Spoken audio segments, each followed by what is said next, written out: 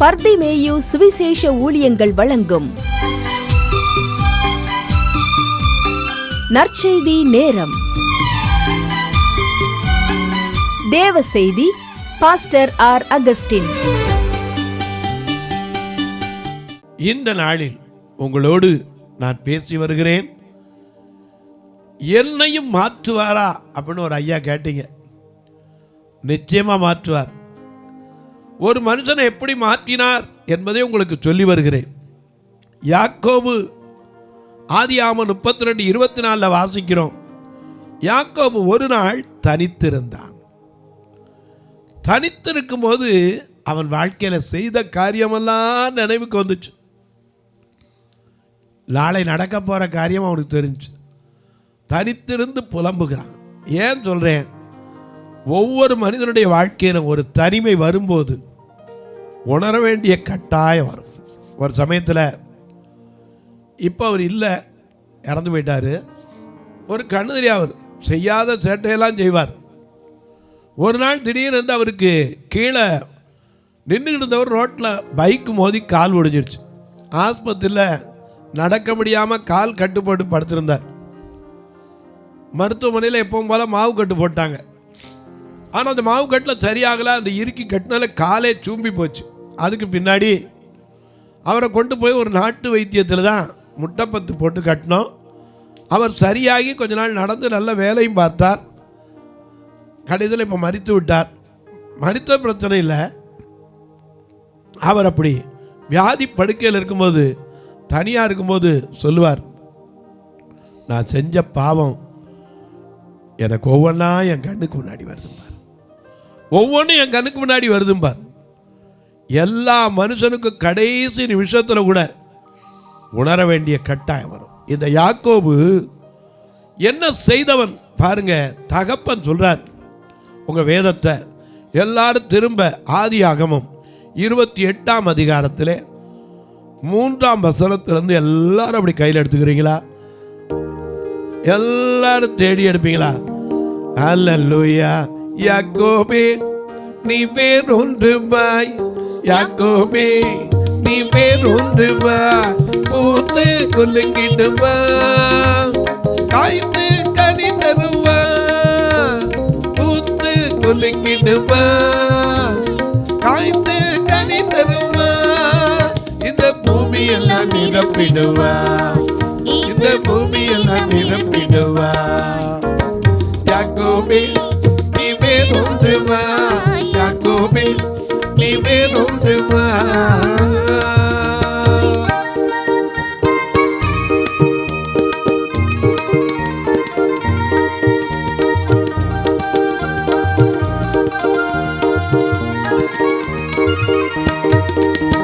புதிய கூர்மையானே போரடிக்கும் கருமையாக்குவே, புதிய கூர்மையானே போரடிக்கும் கருமையாக்குவே, மலைகளை மிதித்து நொறுக்கிடுவாய், மலைகளை மிதித்து நொறுக்கிடுவாய், குன்றுகளை தவிடு பொடியாக்குவாய், குன்றுகளை தவிடு பொடியாக்குவாய்.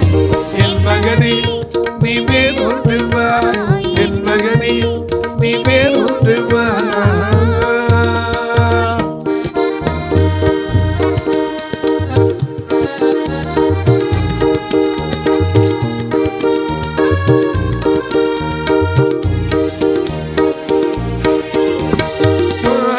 காப்பாற்றுமே நாள்தோறும் நீ தாச்சுமே,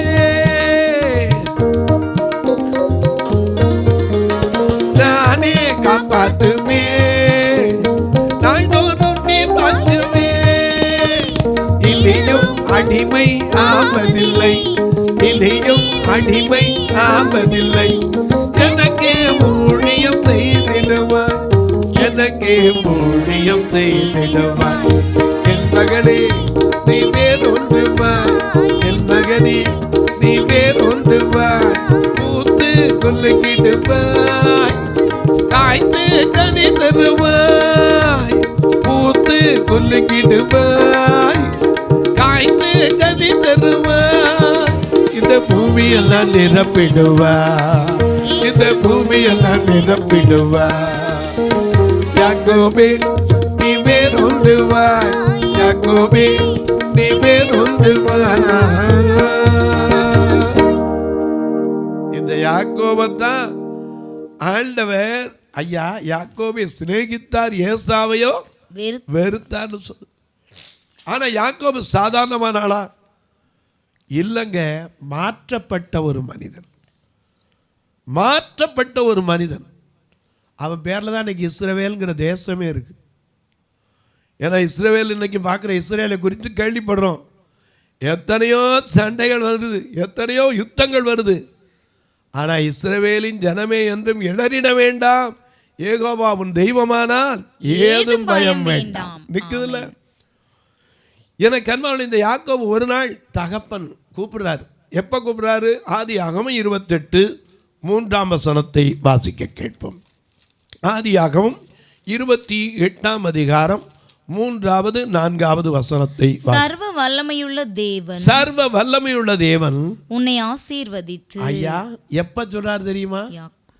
முதிர் வயதாச்சு, என் மரணம் இந்த நாள் எனக்கு என்ன செய்யாது தெரியாது. ஆனா ஒண்ணு தெரியும், நான் ஆராதிக்கிற தேவன் யாரு?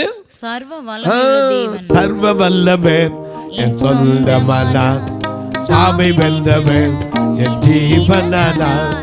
சர்வ வல்லவன், என் எஜமானன், சாமை வென்றவன், என் மணவாளன். ஆகா இது அதிசயம் தானே, ஓஹோ இது உண்மை தானே. ஆகா இது அதிசயம் தானே, ஓஹோ இது உண்மை தானே. சர்வ வல்லமை என் சொந்தமானா, சாவை வெல்லவே என் தீபனானா. சர்வ வல்லமை என் எஜமானன், சாவை வெல்லவே என் மணவாளன்.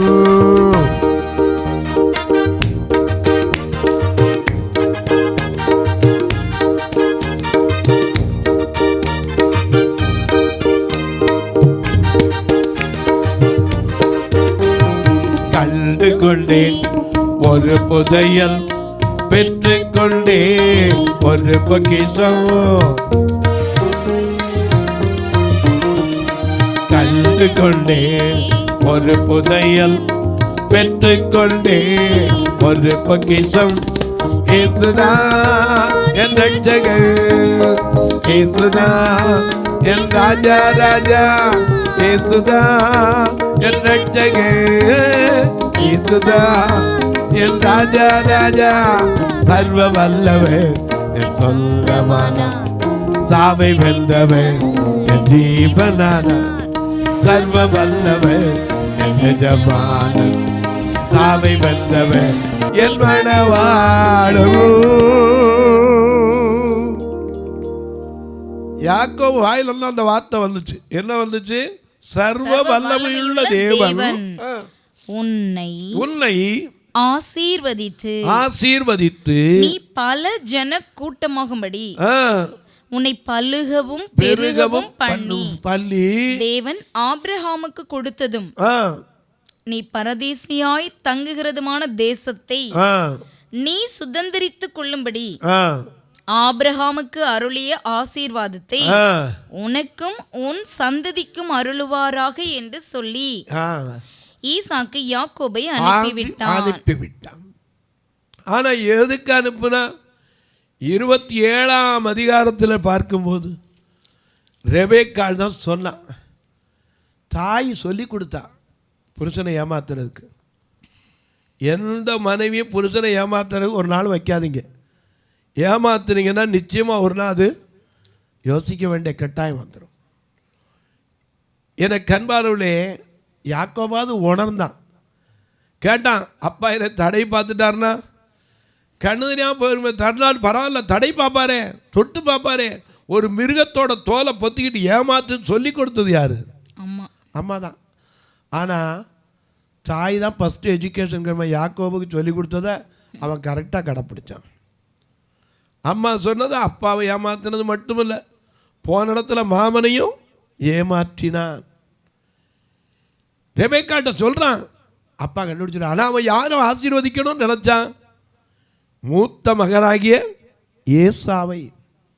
அவனை தான் கூப்பிட்டு சொல்கிறான், எப்பா நீ போய் வேட்டையாடி ஏதாவது கொண்டு வா, நான் மனமாற சாப்பிட்டு உன்னை ஆசீர்வதிக்க போகிறேன். ஆதியாகமம் 27ஆம் அதிகாரம் 1-2 வசனங்களை வாசிக்கலாம். ஆதியாகமம் 20. ஈசாக்கு முதிர் வயது ஆனதினால் கண்கள் இருளடைந்து பார்வையற்று போன போது அவன் தன் மூத்த குமாரனாகிய ஏசாவை அழைத்து, என் மகனே என்றான். இதோ இருக்கிறேன் என்றான். அப்பொழுது அவன் நான் முதிர் வயதானேன், என் மரணம் இன்ன நாளில் என்று அறியேன். ஆகையால் நீ உன் ஆயுதங்களாகிய அம்பராத்தோலியையும் உன் வில்லையும் எடுத்துக்கொண்டு வனத்துக்கு போய் எனக்காக வேட்டையாடி. நல்ல கவனிங்க, இதுவரைக்கும் நீ எத்தனையோ முறை வேட்டையாடி இருக்கலாம். இன்னைக்கு உங்க அப்பா வயசான காலத்தில் கேட்குறேன், ஒருவேளை எனக்கு மரணம் நாளைக்கு வரலாம், நாளை கழிச்சு வரலாம், அதுக்கு முன்னாடி எனக்காக நீ ஒன்று செய்யணும். போய் வனத்தில் வேட்டையாடி அதை எனக்கு பிரியமாயிருக்கிற ருசியுள்ள பதார்த்தமாய் சமைத்து நான் புசிக்கவும் நான் மரணமடையும் முன்னே என் ஆத்துமா உன்னை ஆசீர்வதிக்கவும் என்னிடத்தில் கொண்டு வா என்றான். ஈசாக்கு தன் குமாரனாகிய ஏசாவோடே பேசுகையில், ஒட்டு கேட்கிற புத்தி ஒய்ப்புக்கு அன்னைக்குல இன்னைக்கு வந்துருது. ஒட்டு கேட்குற வழக்கம் வைக்கவே கூடாது. எனக்கு அன்பானவர்களே, ஈசாக்கு தம் மகனோட பேசிக்கிட்டு இருக்கார். இதை ரெபேக்காள் என்ன செய்தாள்? ஒட்டு கேட்டாள். ஏன்னா ஒற்றர்கள் பழைய நம்முடைய அரசர் காலங்களில் இருந்தது உண்டு, அங்கே இங்கேயும் தகவல் சொல்கிறதுக்கு. ஆனால் வீட்டுக்குள்ளேயே ஒட்டு கேட்குற வழக்கம் இன்னைக்கு எத்தனையோ குடும்பத்தில் இருக்குது. ஏதாவது பிடிக்கலைன்னா சரி உள்ளே பேசிக்கிட்டு இருக்க என்னன்னு தெரிஞ்சுக்கோ. ஒரு நாள் அப்படி கேட்காதீங்க. கர்த்தர் மேலே பாரத்தை வைங்க. ஏன்னா அவர் கேட்கிறார், காண்கிறார், அவர் நமக்கு நீதி செய்வார். இதை ரெபேக்காள் ஒட்டு கேட்டுட்டு ஓடி போய் யாக்கோபு கூப்பிட்டா. என்ன சொல்கிறா வாசிங்க. ஒட்டு கேட்டவர் சொல்கிறா, யாக்கோபு கூப்பிட்டு, உங்கள் அண்ணனை ஆசீர்வச்சிட போகிறாரு, நான் சொல்கிறத கேளு. நீ போய் அவன் வானத்துக்கு என்னைக்கு வனத்துக்கு போகிறது, வேட்டையாடி கொண்டு வர்றது, நீ போய் உன் மந்தை இருக்குல்ல அதில் உன்னை பிடிச்சிட்டு வா. உங்கள் அப்பா தின்னு கட்டவர், எனக்கு தெரியும், எப்படி சாப்பிடுவாருன்னு தெரியும், சமையல் பண்ணி தாரேன், கொண்டு போய் அவன்கிட்ட கொடுத்து அந்த ஆசீர்வாதத்தை வாங்கிடு. அவன் சொன்னான், ஏம்மா நான் செய்கிற சரிம்மா, அப்பா தொட்டு பார்ப்பாரே, கண்ணு தானே தெரியாது, தொட்டு பார்த்துருவாரே. உடனே அவன் சொன்னான், நீ ஆட்டு தோலை என்ன செஞ்சுக்கோ, பொத்திக்கோ. ஏன்னா ஏசா ரோமம் மிகுத்தவன், அதனால் அந்த ரோமம் இருக்கிறது போல் அந்த மிருகத்தின் தோலை பொத்திக்கிட்டு போ, அவனை ஆசீர்வதிக்கட்டும். ஆனாலும் அப்பா கேட்குறான், உன் பேர் என்னன்னு. இதே போல தான் ஆண்டவரும் கேட்டார். ஆதியாகமத்தில் 27ஆம் அதிகாரத்தில் நாம் பார்க்கும்போது யாக்கோபு ஏசா மாதிரி வேடமிட்டு ஏமாற்றுவதற்கு தகப்பனிடத்தில் சாப்பாடை கொண்டு வரான். அப்போ அவர் கேட்குறாரு, உன் பேர் என்ன சொன்னா? ஏசானதுல அப்பவும் ஏமாற்றம். யாக்கோபுன்னு சொல்லலை, அவன் பேர் கேட்டபடி தகப்பனை ஏமாற்றினான். அவர் கேட்குறாரு, கொஞ்சம் யோசிச்சு பார்க்குறாரு, சத்தம். ஏன்னா பிள்ளையா பெற்றவனுக்கு தெரியாதா சத்தம்? தெரியாதா? அத்தனை நாள் பேசி பிள்ளைய வளர்த்தவனுக்கு தெரியாதா? தகப்பன் யாரு? தோளில் சுமக்கிறவன். தகப்பன் யாரு? பிள்ளையினுடைய எதிர்காலத்தை நினச்சி உருவாக்குகிறவன். எனக்கு அன்பால் அவன் சொல்கிறான், ஐயா சத்தம் பார்த்தா யாக்கோபின் சத்தமாக இருக்கு, கைகளோ எத்தனாவது வசனம் வழக்கா சொல்லுங்க. வசனம் 27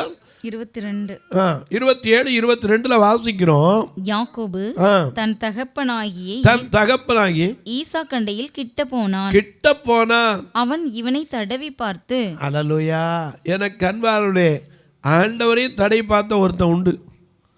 யாரு? தோமா. ஆமா, நாம அப்படி ஆயிடக்கூடாது.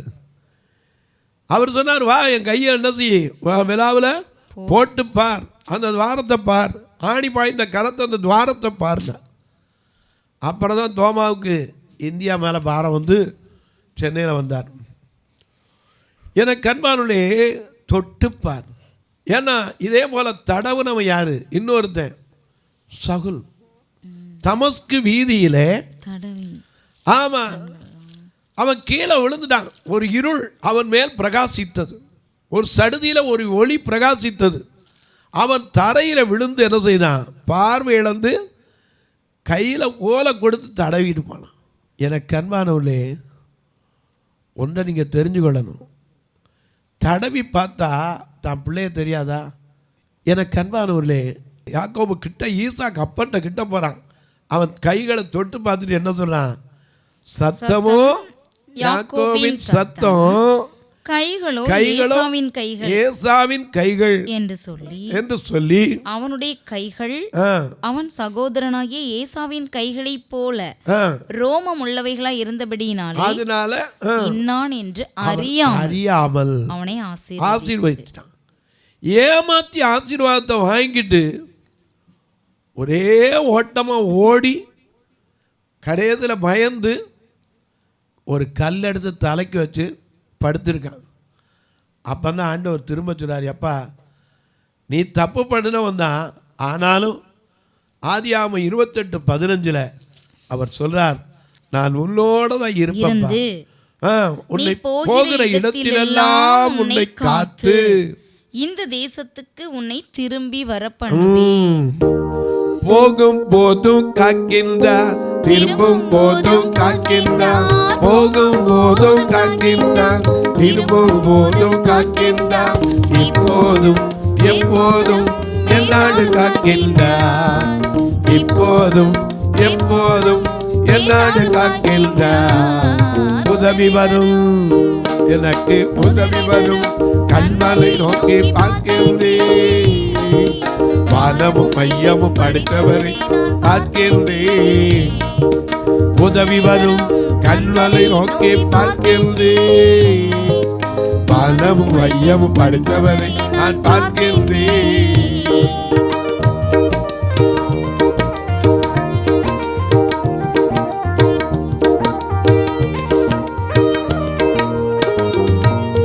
கர்த்தர் எல்லா தீங்கிற்கும் விலக்கி என்னை காத்திடுவார், கர்த்தர் எல்லா தீங்கிற்கும் விலக்கி என்னை காத்திடுவார், அவர் எனது ஆத்துமாவை அனுதினம் காத்திடுவார், அவர் எனது ஆத்துமாவை அனுதினம் காத்திடுவார். உதவி வரும், எனக்கு உதவி வரும், கண்களை நோக்கி பார்க்கின்றேன், வானமும் மையமும் படைத்தவரை நான் பார்க்கின்றேன். உதவி வரும், கண்களை நோக்கி பார்க்கின்றேன், வானமும் மையமும் படைத்தவரை நான் பார்க்கின்றேன். கல்லில் போய் தலைக்கு வச்சு படுத்திருக்கான். ராத்திரியில சூரியன் அஸ்தமித்த போது ஒரு இடத்துக்கு வந்து சேர்ந்தான். அந்த இடம் எதுன்னே தெரியாது, ஒருத்தரும் இல்லை. அங்கதான் அவனுக்கு தரிசனம் கிடைத்தது. அதே போல தனித்து இருக்கும்போது தான் திரும்ப கர்த்தர் அவனுக்கு தரிசனம் ஆகிறார். தனித்து இருக்கும்போது தான் இவனுக்கு ஒரு சொப்பனம் வருது. அதுதான் வானத்தின் வாசல் என்று சொல்லப்படுகிறது. தேவன் சந்தித்த இடம் பெத்தேல், தேவனுடைய வீடு என்று சொல்லப்படுகிறது. இந்த இடத்துல போகும்போது தான் பயந்து போய் உட்கார்ந்துருக்கான். எல்லாத்தையும் விட்டாச்சு, நம்ம எப்படி வாழ போகிறோம் எப்படி தெரியாது. ஆண்டவர் வாக்கு பண்ணார், நான் உன்னோடு இருப்பேன், போகிற இடம் எங்கு உன்னை காப்பேன், அது மட்டுமல்ல திரும்ப உன்னை இந்த இடத்துக்கு என்ன செய்வேன், வர பண்ணுவேன், நான் சொன்னதை செய்கிற வரைக்கும் உன்னை கைவிடாது இருப்பேன். ஏன்னா அவர் கைவிடாத தெய்வம். நான் எந்த நிலையில இருந்தாலும் கைவிடாத தெய்வமே, உம்மை நம்புவேன், நான் உம்மை துதிப்பேன். நான் எந்த நிலையில இருந்தாலும் கைவிடாத தெய்வமே, உம்மை நம்புவேன், நான் உம்மை துதிப்பேன், நான் உம்மை நம்புவேன், நான் உம்மை துதிப்பேன். நான் யாரை நம்புவேன், நான் யாரை நம்புவேன், நான் யாரை நம்புவேன், நான் யாரை நம்புவேன்.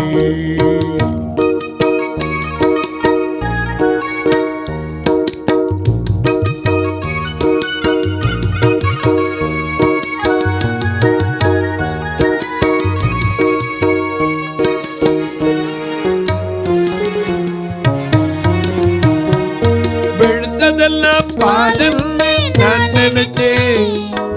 பொழுது போய் தேவனை நான் உம்மை பகச்சேன்.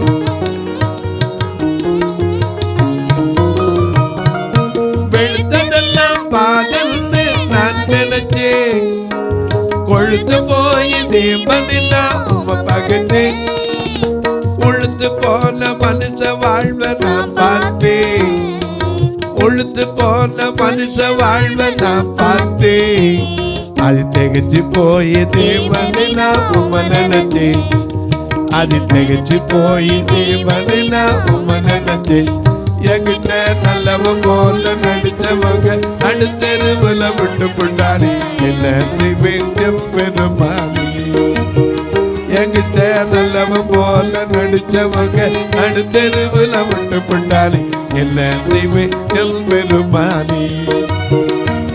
நான் என்ன செய்வேன் பெருமானி. நான் யார நம்புவேன், நான் யார விரும்பேன், நான் யார நம்புவேன், நான் யார விரும்பேன்.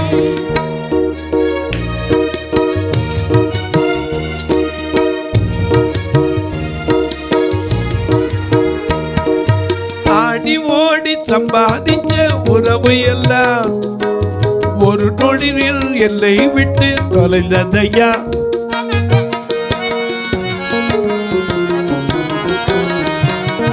உலக வாழ்க்கை சதமில்லை நான் நினைச்சேன். அதில் உழந்த போது சகதி என்று நான் அறிந்தேன். கலகம் நிறைந்த உலக வாழ்க்கை மாயையா. எழுந்தவர்கள் எழும்புவது கடினமையா. கலகம் நிறைந்த உலக வாழ்க்கை மாயையா. அதில் விழுந்தவர்கள் எழும்புவது கடினமையா. என்கிட்ட நல்லவன் போல நடிச்சவங்க அடுத்தெருவுல விட்டு போட்டா. என்ன செய்வேன் பெருமானி. நல்லவன் போல நடிச்சவங்க அடுத்தெருவுல விட்டு போட்டாரு. என்ன செய்வேன் பெருமானி. நான் என்ன செய்வேன் பெருமானி.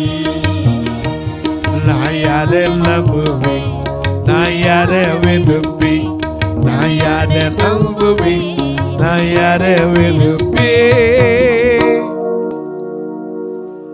பெத்த பிள்ளை ஏமாத்துறானா யார நம்புறதுங்க? பெத்த பிள்ளை தகப்பனை என்ன செய்யறான்? ஏமாத்துறான். அப்படிப்பட்ட மனுஷனையே கர்த்தர் இஸ்ரவேலா மாற்றினார்னா ஏன் நம்ம மாற்ற மாட்டாரு? எனக்கு அன்பானவர்களே, முந்தி பிறந்தது 2 பேரும் பிறக்கும்போது பார்த்தீங்கன்னா ஒருத்தன் குதியங்கால பிறந்துட்டு 1 நிமிஷம் 2 நிமிஷம் தான் பின்னாடி பிறந்தது.